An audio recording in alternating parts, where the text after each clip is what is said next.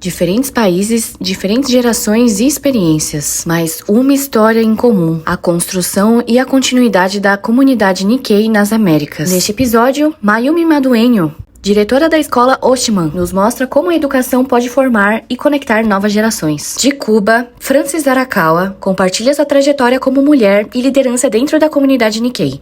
Da Argentina, Raul Camada fala sobre liderança, união e a importância de transmitir nossas tradições. Yukari Haneoka e Yuji Yoneoka trazem perspectivas da juventude e de uma nova geração que já está construindo o futuro da comunidade. E Roberto Tanaka, do Paraguai, nos leva de volta às nossas raízes, falando sobre história, memória e o legado dos nossos antepassados. E esse é o CoPaniCast, episódio 2. Vamos começar? Oi pessoal, tudo bem? Bem-vindos a mais um CoPaniCast. Estou aqui hoje com a professora Mayumi Maduenho, né? E seja muito bem-vinda, né? É uma honra receber uma educadora que dedica a sua vida à formação de jovens, crianças, né? A contribuição não apenas do ensino acadêmico, mas também a formação do ser humano, né? Isso, valores, princípios. Me conta mais um pouquinho de como foi sua trajetória. Então, eu vou começar lá para trás, porque a história é muito bonita. A minha mãe, ela é da segunda geração, nascida em Botucatu. E em 1940, acho que meu avô era um pouco visionário, ele mandava os filhos para estudarem 6 meses no Japão, em 1940. Uau. E minha mãe embarca para o Japão em 42, e assim ela acaba entrando numa guerra, que é a Segunda Guerra Mundial. Foge de bombardeios, porque ela vai como japonesa, ela tem dupla cidadania. Hoje ela não tem mais dupla cidadania, porque pós-guerra ela teve que decidir, e ela decidiu por ser brasileira. Mas na época que ela foi para o Japão, ela tinha cidadania japonesa, então ela morava no Japão como uma criança japonesa, uma adolescente japonesa. E pós-guerra, acho que quase no finalzinho da guerra também, ela entrou num buraco antiaéreo, que lá, na época da guerra você ia para a escola mesmo com guerra, que iam fazer peças de avião. Ela entra num buraco antiaéreo, mas é expulsa, porque o buraco antiaéreo é de uma família. Aí ela busca um outro, entra e não dá mais para sair, porque o bombardeio está acontecendo. Depois do bombardeio terminar, ela sai e ela repara que o primeiro buraco que ela ia entrar tinha sido dizimado. Todos que estavam lá dentro morreram. Nossa. E ela, por ter mudado, ela sobreviveu. Daí vem uma incógnita para ela, né? Se ela perdeu as melhores amigas num bombardeio de guerra, só sobrou ela. Para que Deus a escolheu para ficar nessa terra vivendo? E ela chega à conclusão que é para tentar passar às futuras gerações de que o conhecer o outro, aceitar o outro, hoje se fala muito em diversidade, mas ela já pensava nisso lá para trás, que isso levava à paz. Então, se ela, por intermédio do japonês, da língua japonesa, ela puder ensinar aos brasileiros que o Japão é um país amigo, pelo menos esses dois países não entrariam em guerra. E que ela faria parte dela de ter recebido o dom da vida, da continuidade. E nisso entra um Nihongo Gaku, uma escola de língua japonesa. E em 93 a gente resolve trazer a língua japonesa para dentro de uma escola oficial, né? Qual o nosso grande desafio como escola? É você se manter uma escola de ponta, onde você traz o melhor do ensino brasileiro e junto à questão cultural japonesa, mas adaptada ao nosso jeito brasileiro. Então, todo tem que ter um motivo do porquê você está trazendo o que é de bom lá do Japão para o Brasil. E mesclar, né? Nós, Nikkeis, Sanseis, né? Nós somos criados para sermos um pouco mais recatados, né? Você não pode dar trabalho para o vizinho, você não pode falar muito alto, enquanto que o brasileiro ele tem um lado muito alegre de ser. Então, acho que essa junção de tudo, das duas partes faz do ser humano, acho que alguém um pouco mais trabalhado, né? Eu chego à conclusão de que nós temos que obedecer o horário, mas ao mesmo tempo nós temos a versatilidade do brasileiro. Então, as boas coisas dos dois países se fundem e fazem algo melhor ainda. Então, essa é a proposta. Então, temos aulas normais da BNCC, que é exigido, mas temos, acho que, 23 atividades extras, diversificadas, que fazem parte da formação do aluno. Obrigatórias, né? Isso para que ele possa buscar o mundo, para que ele possa buscar o eu também, quem é você, quais são suas qualidades, quais são os seus defeitos. Então, esse é o Osho. Uau, que incrível! E o Oshimon, ele é realmente uma escola de excelentíssima qualidade, né? Agradeço. E eu vejo que muitas das vezes as pessoas veem a questão da adaptação, né, cultural, como um obstáculo, né? Mas como você consegue enxergar da importância, né, de preservar essa identidade cultural, principalmente ao mesmo tempo em que a gente se adapta às mudanças do mundo moderno?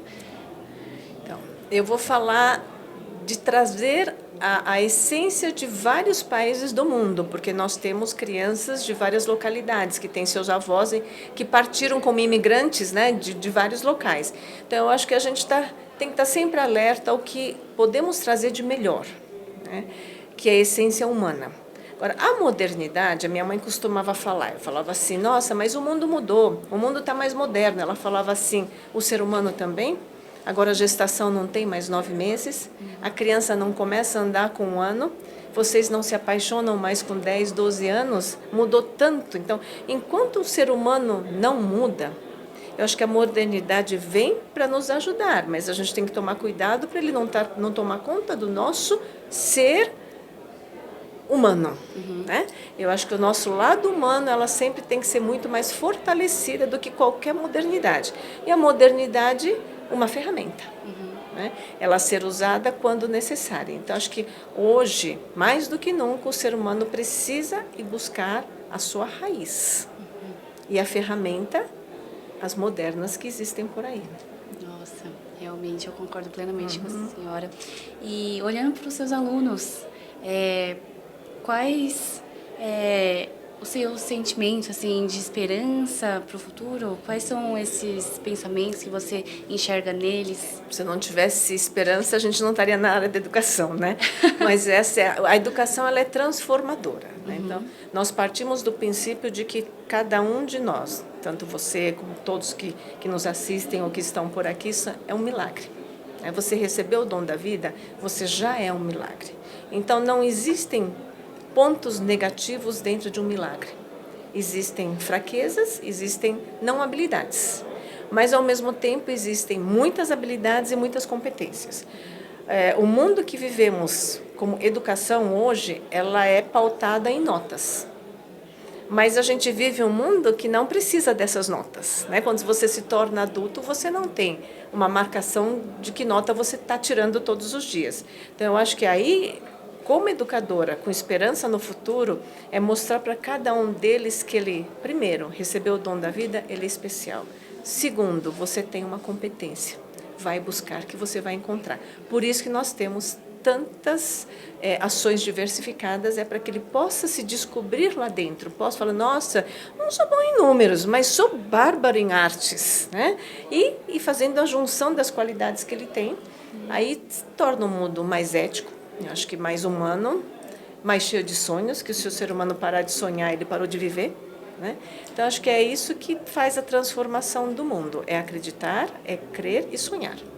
E quais valores da cultura japonesa a senhora considera fundamental na formação do aluno, né, da pessoa? Eu acho que é pensar no próximo. Né? O que é pensar no próximo, no cotidiano? É você não sujar, não deixar sujo um espaço que você habita e coabita com o outro, né? Se sujou, você vai limpar. Então, acho que esse é o princípio de tudo. Então, mesmo subir em cadeira, qualquer coisa, a gente tem que pensar no outro, né? E o outro é a pontualidade. A pontualidade, eu acho que ela é essencial. Então, esses 2 pontos, eu acho que fazem do ser humano alguém mais forte, mais potencial, porque você olha em torno e você está sempre olhando em torno, mas não esquecendo quem eu sou e que eu tenho competência e capacidade para ser mais. E também, professora Mayumi, que mensagem a senhora gostaria de deixar para os jovens Nikkeis, né, dessa próxima geração, para os seus alunos, né, da questão de construir esse futuro acadêmico ou também profissional, pessoal, cultural? Eu acho que eu diria para ter muito orgulho de quem vocês são, né? Em primeiro lugar, olhe para o Brasil. Eu acho que o mundo, quando a gente se restringe ao mundo Nikkei, ele se torna um pouco pequeno. A gente tem que voltar para o Brasil e para o mundo como um todo, né? Nós fazemos parte de uma história muito antiga, de uma civilização muito antiga, mas que hoje habitamos em um outro espaço e que esse lado Nikkei não pode ser o lado negativo, ele tem que ser a somatória de muitas coisas e para o mundo, né? Então, para a gente estar sempre visualizando eu dentro do mundo, um mundo enorme para ir desbravar, e não eu dentro de um mundo muito pequeno. Sim, sempre tenho esse orgulho, né, das suas raízes. Sim, da sua mas que você ancestralidade. não pode ficar nesta raiz. Você tem que carregar esta raiz, mas ela aumentar como uma coisa mundial. Maravilhoso. Professora Mayumi, muito obrigada. Eu que agradeço por você compartilhar a oportunidade. esse momento, essa sua história também. E principalmente como acadêmica, professora, diretora e também desenvolvendo crianças dessa nova geração. A senhora faz parte de um processo maravilhoso. Obrigada. Tanto na comunidade japonesa, mas também na comunidade brasileira, Sim. né? Como sociedade em todo. Isso. Mas muito obrigada de Eu que verdade. agradeço. Para finalizar, a gente poderia fazer um high five? Lógico. Então, muito obrigada. Tchau, tchau.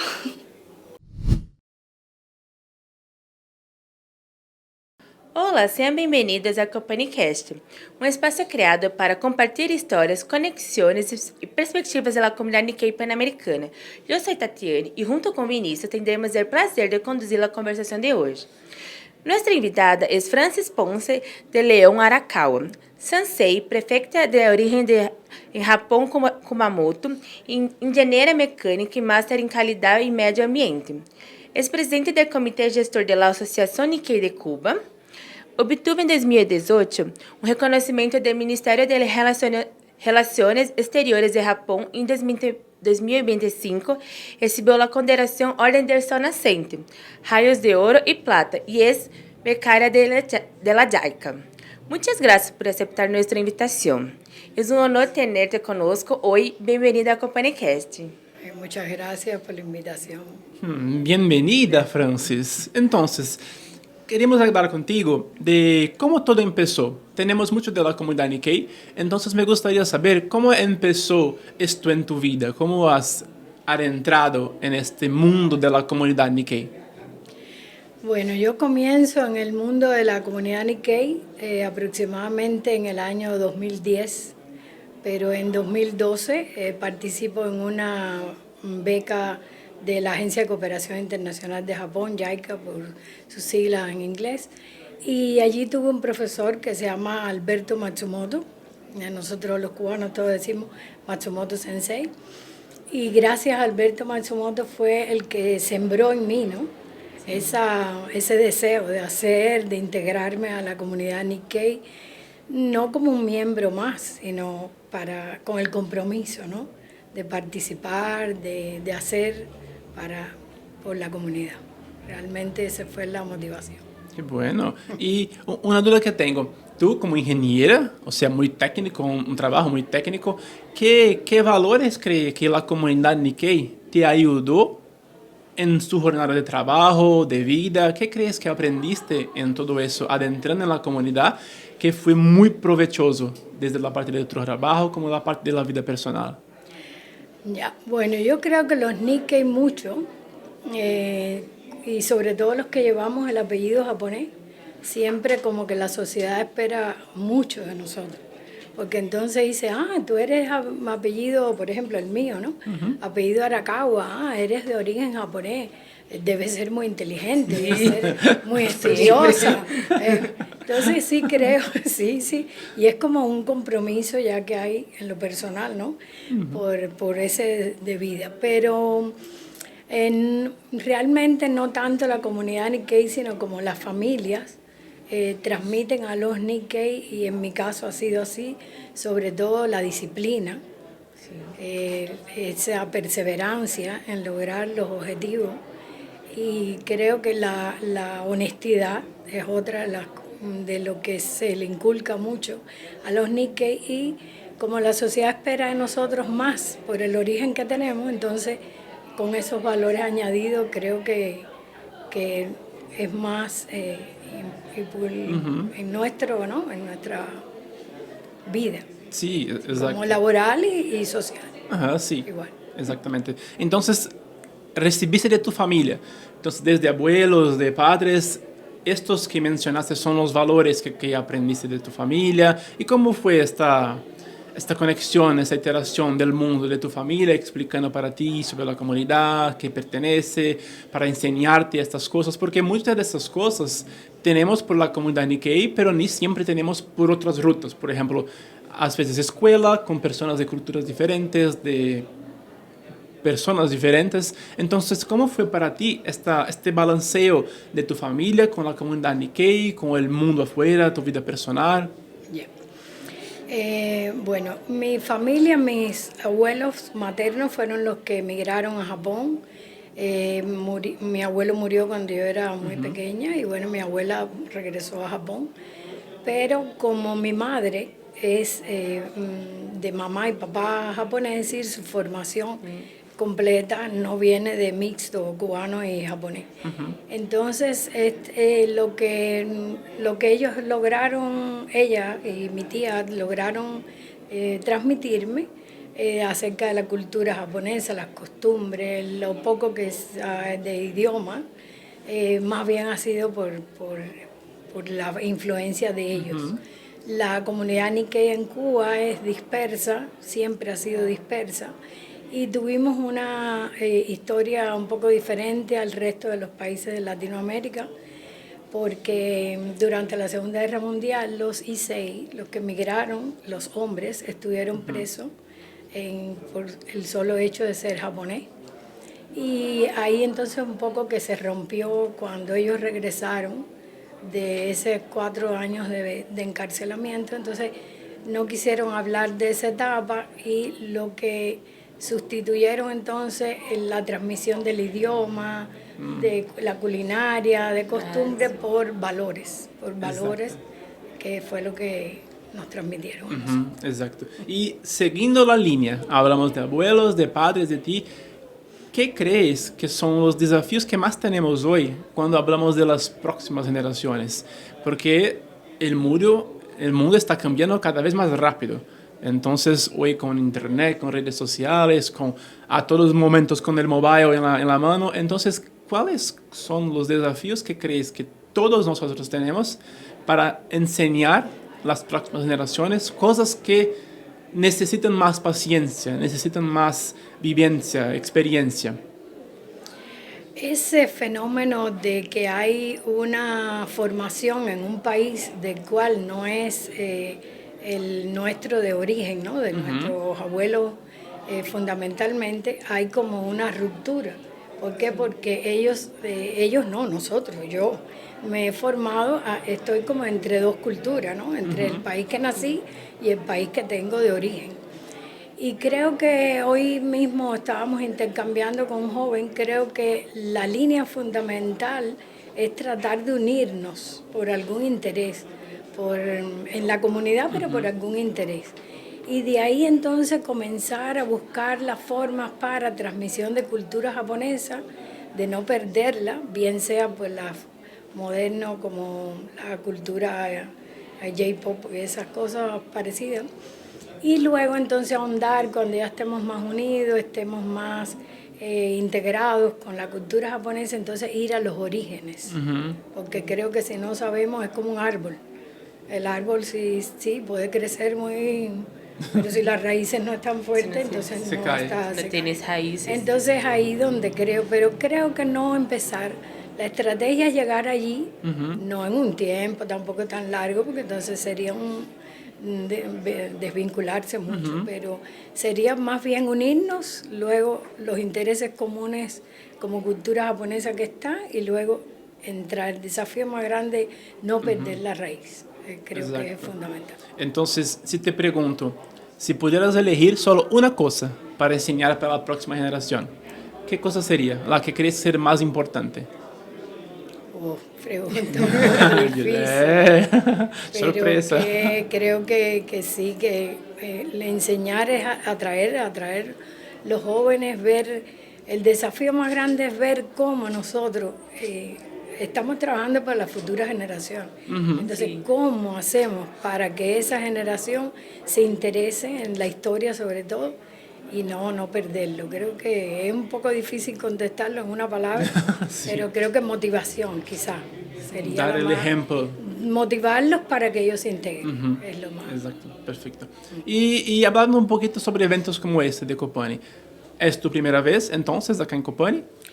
Bueno, a ver, mi primera vez y creo que es una gran alegría porque por primera vez Cuba integró ayer oficialmente la Asociación Panamericana Nikkei.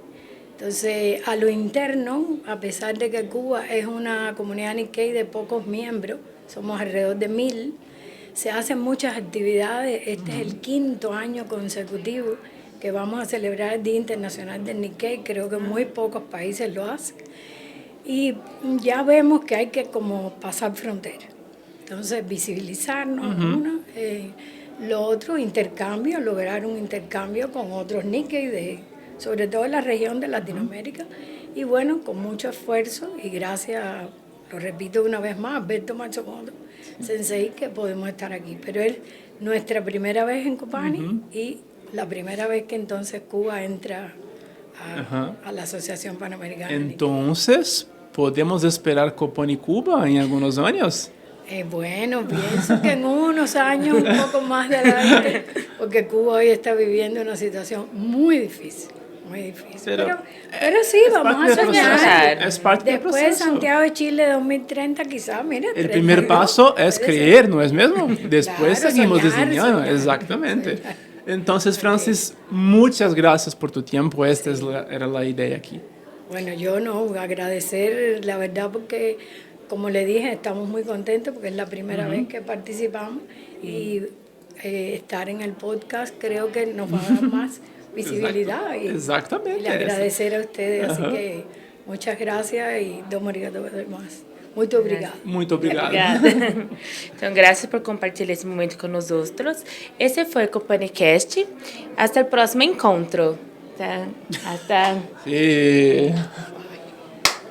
Chao, chao. Olá, sejam bem-vindos ao CopaniCast, um espaço criado para compartilhar histórias, conexões e perspectivas da comunidade Nikkei Pan-Americana. Eu sou Tatiane e esse é Vinícius. Tendremos o prazer de conduzir a conversação de hoje. Nuestro invitado es Raúl Toshiaki Kamada, contador público, empresário de uma importante figura de liderazgo dentro da comunidade Nikkei de Misiones, Argentina. Ao largo de sua trajetória, Raúl se ha destacado por trabalho realizado em Associação Japonesa de Jardim Américo Alto Paraná, la qual foi o presidente mais jovem de sua história. Actualmente se desempenha como presidente da instituição e ha sido um dos principais impulsionadores de projetos e eventos que han fortalecido a cultura japonesa em la região. Hoje conheceremos um pouco mais sobre sua história de vida, seu vínculo com a comunidade Nikkei, os desafios enfrentados ao largo de seu caminho e sua visão para o futuro das novas gerações. Raúl, muitas graças por aceitar nossa invitação. É honor tenerte con nosotros hoy. Bienvenida a CopaniCast. Muchas gracias a ustedes por permitirme estar acá con ustedes. Claro. Y contar un poquito de todo. Sí. Ah, sí, perfecto. Raúl, entonces empezamos con unas preguntitas para ti. Primero, regresaste de Jardín América después de muchos años fuera y asumiste la presidencia de la asociación como muy joven. Entonces, la pregunta para ti es, ¿qué valores aprendido dentro de la comunidad Nikkei que te dieron la confianza para asumir un desafío de este tamaño como un todo? Bueno, yo tuve la oportunidad de irme a una provincia más grande para estudiar y en esa etapa de la vida me formé dentro de comunidades Nikkei también, tuve la suerte. Así como salí de una comunidad Nikkei, pasé a otra y al regresar creo que en esa trayectoria universitaria fui aprendiendo muchos valores, pero no hay uno puntual que me haya destacado para decir estar en este cargo, porque fue principalmente el apoyo de los Issei en ese momento, de los inmigrantes que estuvieron a cargo y que nos dieron el espacio a los jóvenes. Ese fue el motivo principal, digamos, el acompañamiento entre los adultos mayores que nos dieron el espacio y también confiaron en nosotros. Sí, sí. O sea, le gusta ser pionero en las cosas. Esto es increíble y complejo. No sé si me gusta ser pionero, pero sí me gusta ser una persona muy proactiva. Exacto. Sí. Donde veo una posibilidad de mejorar o cambiar, intento, pruebo. Perfecto. Y eso trae ser pionero en las cosas. Es una consecuencia de la proactividad, creo que sí. Y hablando un poquito más sobre ser pionero, tenemos la creación del Matsuri que ha creado. Entonces, me gustaría saber de esta parte de ser pionero, de Matsuri y todo más, ¿cómo equilibras el respeto por la tradición que tiene de las generaciones antiguas que llegaron con las nuevas? Porque tenemos que atraer, tenemos que innovar al respecto de los jóvenes. Entonces, ¿cómo que equilibras todo eso? Bueno, el Akimatsuri en nuestra ciudad se creó fundamentalmente para poder unir justo las generaciones y principalmente poder mantener nuestras tradiciones y culturas. Yo soy segunda generación, soy Nisei, tuve la oportunidad de tener en vida a mis Oji-chan, Oba-chan, compartí con ellos y me transmitieron, sin decirme en palabra, pero el día a día me transmitieron mucho de la cultura japonesa. Los chicos de hoy, tercera, cuarta generación, no están teniendo esa oportunidad. Y por eso surgió el Akimatsuri. El Akimatsuri vino para nosotros poder transmitir a las próximas generaciones algo de lo que nosotros lo vivimos en carne propia dentro de la casa. Entonces, hoy por hoy, esa cultura japonesa, las tradiciones, la gastronomía, que muchas familias, más allá de ser Nikkei, ya no tienen la oportunidad de lo que es la gastronomía japonesa. Entonces, el Akimatsuri está haciendo eso para nosotros. La unión dentro de todas las generaciones, para arriba como para abajo, y también transmitir nuestras culturas en este caso, al pueblo argentino, digamos, de donde vengo yo. ¿Y crees que lo recibirán bien las nuevas generaciones? ¿Crees que lograste pasar este mensaje a ellos? Sí, creo que vamos por buen camino, porque dentro de la institución se estaban perdiendo las actividades, ya sea por falta de interés o desconocimiento. El Akimatsuri vino a traer esas nuevas energías, donde por el Akimatsuri año tras año estamos como pendientes al año que viene, ¿qué podemos hacer? Exacto. ¿Cómo podemos mejorar? Aprendamos nuevos pasos, nuevas danzas o toquemos nuevos temas, dicen los de Taiko. Entonces, creo que van por buen camino, lo sabremos de acá en un futuro, si realmente sirvió o no, o si se cumplió los objetivos iniciales. Este es el desafío de hablar y trabajar con las nuevas generaciones. El resultado no es de inmediato, el resultado es después de mucho tiempo. Exacto. Y hablando un poquito más de las nuevas generaciones, ¿hay alguna enseñanza, alguna cosa que aprendiste de tus abuelos o tus papás o todo, que es lo que más gustaría de enseñar a hijos, a próximas generaciones? Si yo puedo preguntar solo una cosa, la que entiendes ser la más importante para pasar para los próximos, ¿qué sería? ¿Qué elegiría como mejor? Qué difícil la pregunta, porque hay muchas cosas que no, por lo menos a mí me han dejado mis abuelos. Y si tengo que elegir uno, yo diría hoy que estamos viviendo una vida acelerada, sería la paciencia o tranquilidad. Paciencia, tranquilidad sería la palabra que me gustaría transmitir a las próximas generaciones, dado que hoy todos queremos ya, resultado ahora, automático. Y a veces quizás uno tiene que trabajar, trabajar inicialmente, ir formándose para luego en un futuro inmediato, corto, mediano plazo, lograr ese resultado final. Así que yo diría la paciencia. Exacto. Y esto no solo para las próximas, para nosotros también. Nosotros también, es muy importante. Es el teléfono, cuando ves ya se pasó 1 hora, 2 horas, es un peligro muy grande y un desafío de nuestra generación para pasar para la próxima. Tal cual, Entonces, estoy de acuerdo contigo. Muy importante. Y hablando un poquito acá sobre la Copani, ¿cómo crees ser importante este tipo de evento que estamos haciendo para las personas de las nuevas generaciones y todo? Para la comunidad Nikkei en general. Como un todo, sí. ¿Y qué mensaje puedes pasar para estas próximas generaciones o las personas que están llegando acá por la primera vez para aprovechar, para qué buscar acá, cómo seguir con todo eso?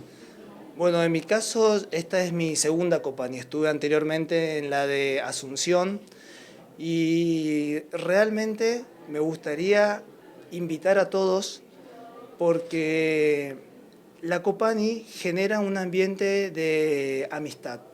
Uno puede generar compañeros, amistades que después en otro entorno se pueden ayudar mutuamente. El voluntariado, que sin el voluntariado muchas de las organizaciones no se podría dar y entiendo que acá también hay mucho voluntariado desde que nosotros aterrizamos en el aeropuerto, hay alguien que nos está acompañando. Todo el conjunto del todo, que es en este caso Copani, hace que tengamos esas relaciones y vínculos que yo estoy seguro que sirven en un futuro, ya sea para compartir, en Argentina diríamos un mate, y charlas, como en ocasiones empresariales, el contacto. Yo realmente tuve suerte, como quien dice, cuando fui a Asunción, a partir de mis amistades en Argentina, los chicos de Centro Nikkei, que me han invitado y me insistieron, y como que tenía miedo al principio, y fui. Y posterior a eso realmente fue fructífero. Tuve la oportunidad de ir a Japón por una beca, me encontré conocí personas que hoy están acá y bueno, también al revés, que los conocí en la Copani de Asunción, los vi allá en Japón. Realmente yo lo que quiero es que quienes nunca vinieron, que se animen, al menos a conocer, a ver, porque realmente puertas para adentro hay mucho trabajo, hay muchas actividades y charlas muy interesantes, experiencias de vidas que me pasó en la Copani anterior de haber escuchado y uno, si no hubiese estado en ese momento, no se enteraría, digamos. Exacto. Es una dimensión muy grande lo que genera Copani, la Copani en sí, sin ser específico en las actividades de dentro, sino en las barreras por fuera después de la Copani. Realmente quiero que el que nunca vino, que se anime al menos una vez. Sí. Jóvenes no es solo para adultos, vengan, participen. Sí. Y si se animan a ser voluntarios en cada país donde tienen que organizar, por favor participen, que creo que el voluntariado es un camino hermoso para tener ese sentido de pertenencia. Y el aprendizado. Sí, exactamente. Perfecto. Está perfecto, amigo. Muchas gracias por tu tiempo. Toquito acá. Vamos. Também todos, também. É isso, amigo.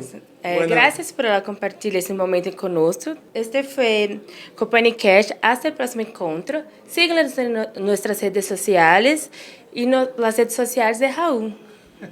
Muchas gracias. Muchas gracias.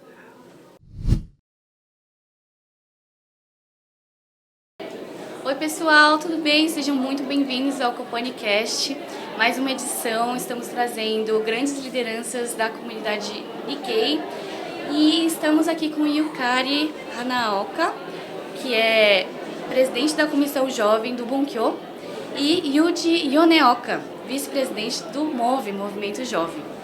Hoje vamos conversar sobre liderança, juventude e o futuro da comunidade Nikkei, né, em questão de geração, né?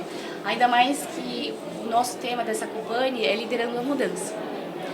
Para começarmos, gostaria que vocês compartilhassem um pouquinho da sua trajetória, do que motivou vocês a começarem esse papel tão importante na questão da juventude Nikkei brasileira. Eu vou começar contando um pouco. Eu sempre gostei assim de eventos de integração em si, né? Então eu vou desde que eu era criança, eu sempre fui do Nippon, né? Do Nippon Country Club. É um clube que era muito confortável de ir, então eu ia bastante para lá, né? Eles faziam vários eventos de integração para criança, teve um do Tênis Camp, que é um que tem bastante também. Então, gostava, você conhecia muitas pessoas diferentes. Por mais que seja esse só do tênis, eu conseguia conhecer muita pessoa que eu não ia conhecer porque eles iam em outros dias do clube. E depois eu fui para a Cantona, né? Que é outro evento de integração, organizado pela Academia do Futuro. E lá foi um dos que brilharam meus olhos também, né? Acho que todo mundo que foi nesse Cantona fala, nossa, isso é muito bom, você consegue experimentar várias coisas diferentes também. E depois da Cantona, eu fui pro Move, né? E aí o Move, um amigo meu me chamou de última hora, assim, um dia antes, e eu falei, vamos ir, né? Aí depois que eu fui, eu comecei a entender melhor o porquê que eu gosto, acho que tanto dele, né? Porque você pega pessoas de várias entidades diferentes, você consegue conectar tudo em um evento de 3 dias e você sai virando melhores amigos e as amizades duram até hoje, desde a primeira vez que eu vi, né, nesse evento. Então é uma coisa muito importante, assim. E você, Yukari? Olha, eu diria que minha relação com a comunidade Nikkei tiveram fases durante a minha vida até aqui, né? Mas no momento em que eu chego na comissão de jovens do Bunkyo, que foi em outubro de 2024, eu retomo esse contato com a comunidade depois de um tempo mais distante, né, durante a minha graduação. E foi a convite de um amigo, o Leonardo Inumata. E aí eu fui bem aos poucos me aproximando novamente da comunidade, mas um pouco tateando, assim, receosa. E aí, no ano seguinte, em 2025, ano passado, eu fui convidada pelo Léo para estar na secretaria, né, da Comissão de Jovens. Eu aceitei, mesmo não sabendo muito como seria o ano. E mais no meio do ano que eu fui engajando mais com as atividades do Seinen Bunkyo.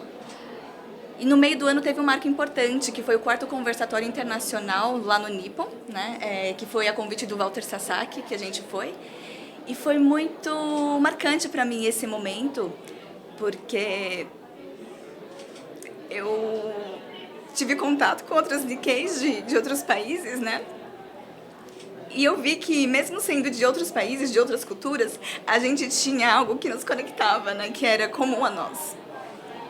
Então eu falei, nossa, aquilo mexeu com o meu coração, com a minha alma, né? Eu falei, não, eu quero estar mais em contato com a comunidade e conhecer outros jovens, tanto do Brasil quanto de outros países, né? E quem sabe eu poder, em algum momento, conectar os jovens e poder fazer esse intercâmbio, seja cultural e de experiências na vida, porque com certeza teríamos coisas em comum. Então, desde o meio do ano passado, eu fiquei bastante motivada, assim, uma chama acendeu em mim. E aí, no início desse ano, eu fui para um evento de integração que foi o DALI, na Argentina. Então, eu conheci mais pessoas, mais Nikkeis de outros países e trouxe experiência para o Seinen Bunkyo. E eu quero que mais jovens também possam ter essa experiência de intercâmbio cultural, né?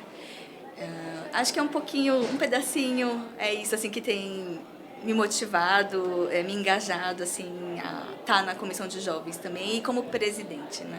Legal, né, que a gente tem todas essas comunidades, associações em tão diferentes lugares, países, mesmo no Brasil, né, não só em São Paulo, né, mas no Rio Grande do Sul, pessoal do Norte. Tem né, pessoal de Brasília, tem um monte de gente, né? Brasília. E esses eventos de integração é realmente muito importante, porque a gente vê que a gente consegue se conectar não só pelo fato da gente ser Nikkei, né, ou gostar da cultura japonesa, independente, mas da gente sentir essas mesmas dificuldades, principalmente, né, que a gente sente na pele, que a gente enxerga, né, que a gente não está sozinho, né, a gente consegue se unir, né. Acho que o desafio, talvez, é porque a cultura japonesa e a brasileira são bastante distintas, né? E aí, como fazer essa integração? Então, apesar de no Brasil a gente ter a maior comunidade Nikkei, né? Fora do Japão, a gente, às vezes, ainda não sei o quanto a gente está conectado para estar mais fortalecido. Então, e de poder trazer as nossas vozes mesmo, né? Para mais pessoas, não descendentes, inclusive, conhecerem as nossas histórias, né? Então, acho que, mesmo que um pedacinho é importante, esse podcast, inclusive, né? Essa parte é muito difícil, né? Trazer o pessoal que não é Nikkei, assim, para dentro da comunidade. Porque o pessoal acha que é uma bolha mais fechada, né? E querendo, acho que, como a gente já estava conversando antes, um dos objetivos é tentar expandir não só para a comunidade Nikkei, mas para outras pessoas conhecerem, né? Sim. E pelo menos eu vejo que isso é muito complicado de fazer, né?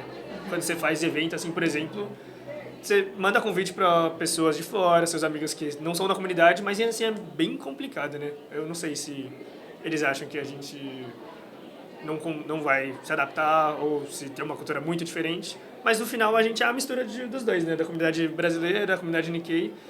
Então, a gente é muito aberto a receber esse pessoal e no final é uma mistura de tudo, né? Do brasileiro com o japonês. E como o tema dessa companhia é Liderando a Mudança, quais principais mudanças vocês acham que a comunidade Nikkei jovem é necessária, ou o que vocês acreditam? Acho que hoje a gente tem um cenário complexo, né? Tem muitas coisas sendo desconstruídas e novas surgindo, eu digo em termos de valores, de direção mesmo, assim, sociedade, como sociedade. Então tem esse desafio do contexto, e ao mesmo tempo conversando assim, trocando com o Yudi, com outras lideranças, a gente tem percebido algo comum, que é a dificuldade de fazer com que os jovens fiquem nas organizações, nos grupos jovens, e se engajem, né? E se comprometam. Então, talvez, eu não sei se é um novo momento da gente ter que repensar e rever estratégias, formas para conquistar ou para aproximar esses jovens, né? Tem um desafio que eu acho que é cada vez, pelo menos no Seiren Bunkyo, cada vez mais tem não descendentes, né? É legal. E eu acho que esse é o desafio, como manter a comunidade aberta para que as pessoas, os jovens, sigam participando e transmitindo a cultura, né? A gente conversou bastante sobre isso já e não sei, eu já falei, né? Não sei como captar muito e como a gente consegue manter eles, porque às vezes as fases da vida complicam um pouco, né? Aí o pessoal vai para a faculdade em outro estado, então ele não consegue mais dar a entidade presencialmente. Então tem muita questão disso também, né? Mas aí a mudança que a gente quer fazer é um pouco mais complicada, né? Porque como que a gente conseguiria trazer... chamar mais gente e motivar. Sim. Principalmente vocês que são inspirações, né? No caso, vocês são a liderança jovem, né? E trazendo também a questão desse peso, né? Dessa questão de que sem os jovens a gente não vai ter mais a questão dos Kenjinkais ou associações. Essa pauta é muito importante. E eu queria que vocês deixassem uma frase, um conselho para os jovens que estão assistindo a gente, né, de como podemos fazer essa mudança, né, de como podemos conseguir unir todos esses pontos, né, do Brasil, países afora, né? Eu estava conversando com um pessoal, na verdade, da minha faculdade. Eles estavam querendo ir e acho que é mais... Não sei se é questão de medo, mas eles querem muito experimentar a comunidade japonesa, né? Querem ver como que você faz nos eventos que você tanto posta. Então, acho que talvez um recado assim que eu daria é só vem conhecer, né? Não tem, acho que, muita coisa. Você precisa sair da sua zona de conforto e entrar. A partir que você entra, você, na minha cabeça, porque eu gosto muito, não vai querer sair. Né? Realmente. Eu falo assim, nossa, o pessoal olha e fala, meu Deus, nossa, Fia, quantos eventos da associação.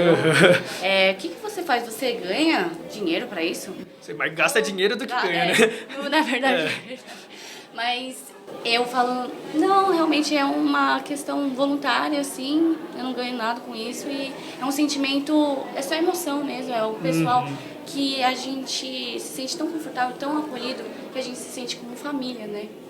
É kokoro, né? É um kimochi único, né? A gente faz voluntariado, a gente tem o trabalho, né? A gente se dedica, né? Antes do evento, pós-evento. Mas sempre tem esse sentimento de gratidão, né? Sim. Olha, eu acho que para quem é jovem descendente, tem algo que eu acho importante, que é resgatar as raízes. E para a gente resgatar as raízes, a gente precisa olhar para a nossa ancestralidade, né? Que é de onde também vem a nossa força. E então, para a gente estar presente e poder transmitir isso, transmitir a nossa vida, as nossas experiências, precisa também ter um chão firme e forte, né? Para quem não é descendente, eu acho que tem algo que às vezes é a alma que chama para se conectar com a cultura, né? E aí, eu acho que isso é um ponto desafiador hoje. Como que a gente pode, nós, enquanto Nikkeis, acolher quem não é descendente, porque sim tem os desafios dos preconceitos ou algumas outras barreiras, mas eu acho que para a gente poder seguir liderando essa mudança, a gente precisa ser colaborativo, a gente precisa dar as mãos, né? Tá junto nessa criação dessa rede que eu acho que não sei se é mais só nacional de país, mas é mundial, a gente precisa dar as mãos, né? Muito obrigada, Yukari, Yuji, por compartilharem suas experiências e também inspirarem essa nova geração que estão assistindo a gente e estão presenciando tudo isso que vocês conversaram e compartilharam com a gente aqui no podcast.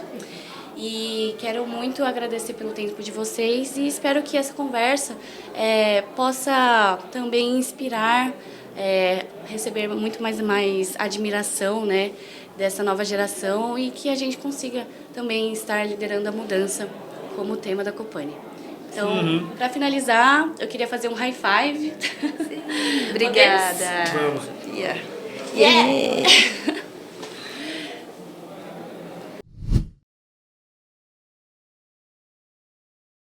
Olá, sejam bem-vindos a CompaniCast, um espaço criado para compartilhar histórias, conexões e perspectivas da comunidade pan-americana Nikkei.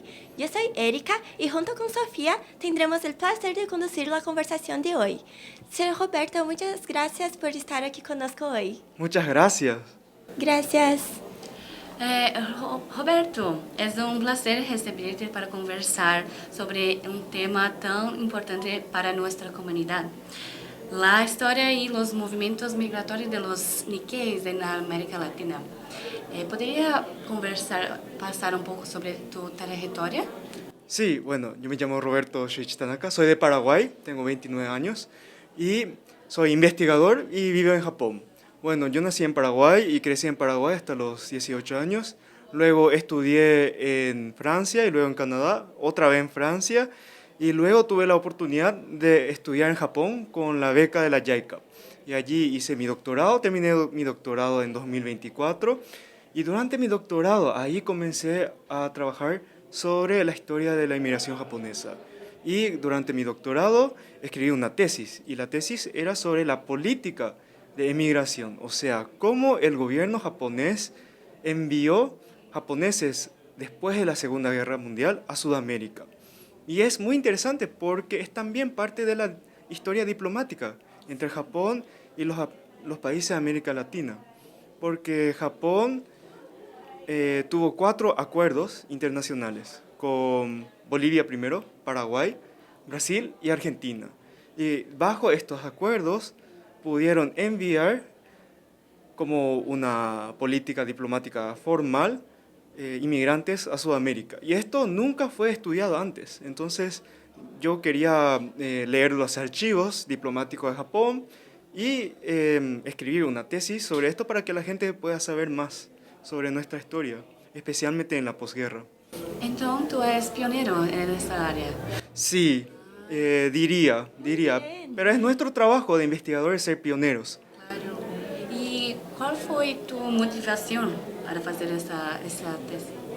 Bueno, son varias, ¿no? Primero es sobre nuestra historia, porque una característica de la comunidad Nikkei de Paraguay es que somos joven y somos una comunidad nueva comparando con otras comunidades en América Latina.